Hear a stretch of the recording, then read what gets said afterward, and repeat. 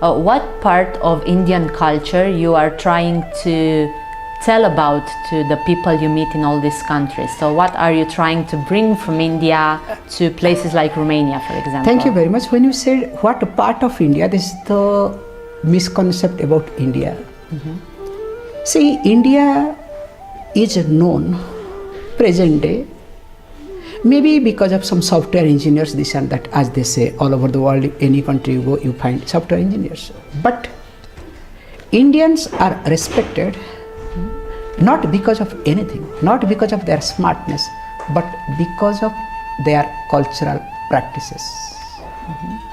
So when we say Indian culture, there is only one culture.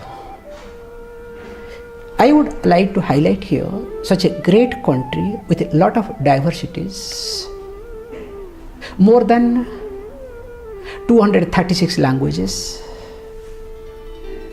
and I don't want to talk in details. In spite of that, there is only one culture, and that culture is called Vedic culture.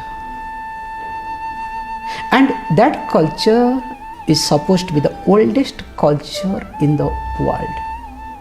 And to my understanding, as I travel, as I meet people, maybe I can openly say this thing. What you call as Indian culture, I call it as Vedic culture.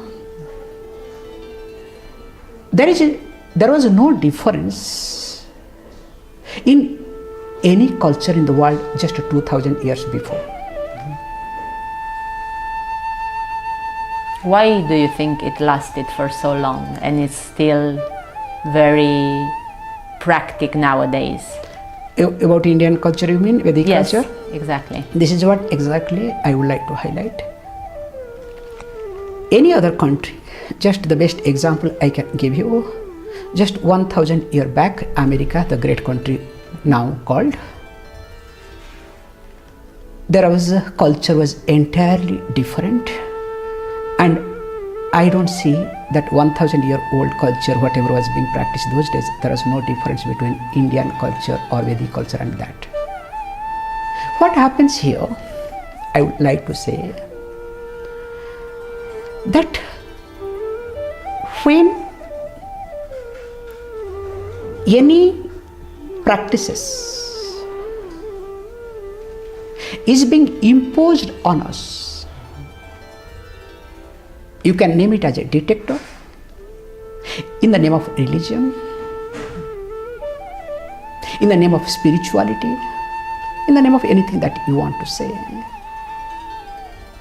That culture, because again here culture is what something is being imposed on me, I keep practicing, slowly it becomes part of my system, my family, and the atmosphere that becomes a culture.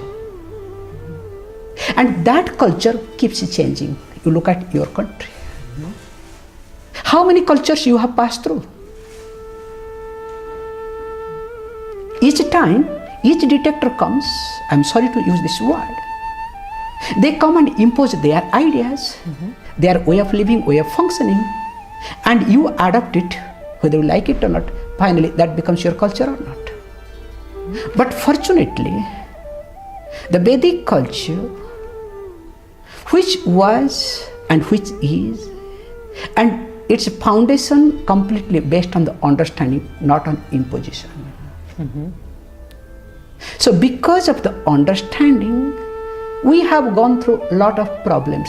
I don't think that any country has gone through. Beautifully, when Prime Minister of India, present Prime Minister of India met UN meeting, he said to UN, you people talk on peace, but we live in peace by shedding our bloods. What India has gone through and going through, let us not get into that. What India has gone through, the Mughals, they came and destroyed many times. Britishers, they came and destroyed. They tried that level best to destroy the country. In spite of that, we could survive because of the knowledge, the understanding.